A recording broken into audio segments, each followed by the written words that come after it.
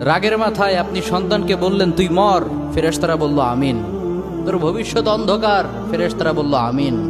রেগে মেগে আপনি আপনার মেয়েকে বললেন জীবনেও তোর কপালে স্বামীর ভাত জুটবে না, ফেরেশতারা আবারও বলল আমিন।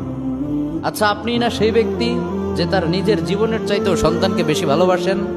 আপনি না সেই ব্যক্তি যে তার সন্তানের জন্য হাসতে হাসতে নিজের জীবনটাও দিয়ে দিতে পারেন? আপনি না সেই ব্যক্তি যে আল্লাহর কাছে নিজের চাইতেও সন্তানের জন্য বেশি দোয়া করে? তাহলে কি করে নিজের হাতে নিজের সন্তানের এত বড় ক্ষতি করতে পারলেন? Doesn't make any sense. Common sense বলতে কিচ্ছু নাই আপনাদের?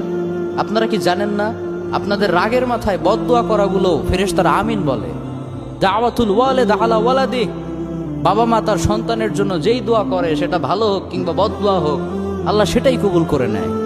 এজন্য খবরদার, নেভার কার্স ইউর চিলড্রেন। রাগের মাথায় কখনো সন্তানকে অভিশাপ করবেন না। খুব বেশি রাগ উঠে গেলে তার জন্য উল্টা